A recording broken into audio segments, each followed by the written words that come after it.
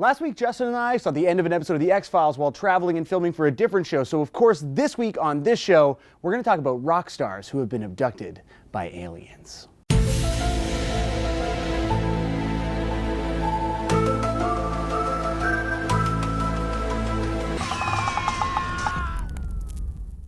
Just like you, I spend every one of my nights sleepless and listening to Coast AM until 5 o'clock in the morning and planning for my inevitable trip into the cosmos. Jesse, when do you first recall being abducted? Alien abductions are a relatively new phenomena, although true believers sometimes cite so-called paleo abductions documented as early as 1897, most agree that the 1961 Betty and Barney Hill incident is ground zero. I wish I could go with him.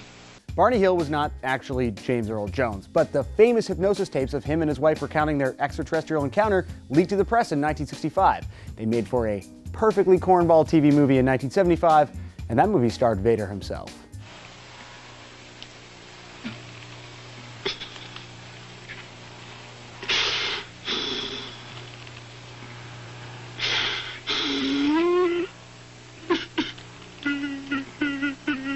The Hill story, with bright lights and lost time and probing, became the blueprint for every alien abduction story to come. There's even a plaque in North Lincoln, New Hampshire to commemorate the incident.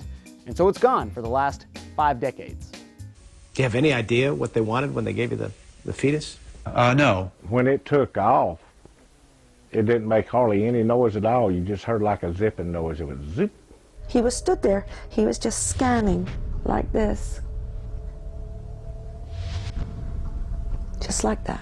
But not everyone visited by aliens is a boring normal person. Sometimes aliens visit with rock stars. Voyage of the rock aliens. Dusty! Their destination is the home of Dee Dee, the hottest ticket in town. Her boyfriend, Frankie, the hottest temper in town. And his band, The Pack, who are always cooking. The very roots of white rock and roll are space-tinged. Some claim aliens were present at the birth of Elvis Presley in Tupelo, Mississippi, including his father, Vernon Presley. Weirder and less verifiable is the idea that aliens once again visited Elvis when he was 8 to tell him his future. We're the spider people, come help! Well, my name's Elvis Presley. It's really nice to meet you, fellas. Lupe Fiasco, who is much more alive than Elvis, started bragging all over town in 2011 about his abduction and his subsequent alien implant. I believe I had an encounter with some aliens, and I believe that they implanted something in my right leg down by my Achilles tendon. And there's a scar there that wasn't there the day before, that I never saw until after my little encounter with the beings from another planet. Just touch that? You might have something metallic. I don't know. You might have something up in there, dude. See? I want to touch Lupe Fiasco's alien implant. Rocker Sammy Hagar's guitar sports an alien for a reason. Hagar says they made contact with him when he was about 20. Sammy Hagar, the former Van Halen frontman and Cabo Wabo impresario, has been increasingly open about his abduction at the age of 18. He also now claims that the Van Halen song Poundcake, with lyrics like, let me get on, let me get on, let me get on some of that, shake it up, pick it out nice, let me get on, let me get on, let me get on out of there, I still love my baby's pound cake, is actually about aliens. Let me get on, let me get on, let me get on some of that. Shake it up, make it nice. Ace Frehley from Kiss opened up about his alien abduction in his 2011 memoir. It was part of the inspiration for his alter ego, the Spaceman, from the planet Jendal. Although I would not trust this guy.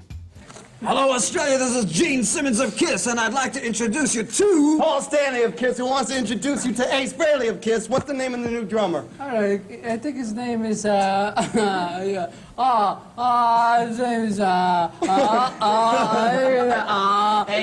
wait a minute, I remember. Maybe it shouldn't be a surprise that those who are the most vocal about their alien encounters are also the most open-minded.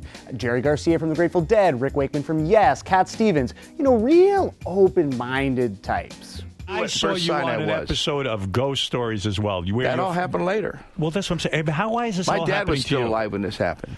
Your dad was alive when you had the alien invasion. Yeah.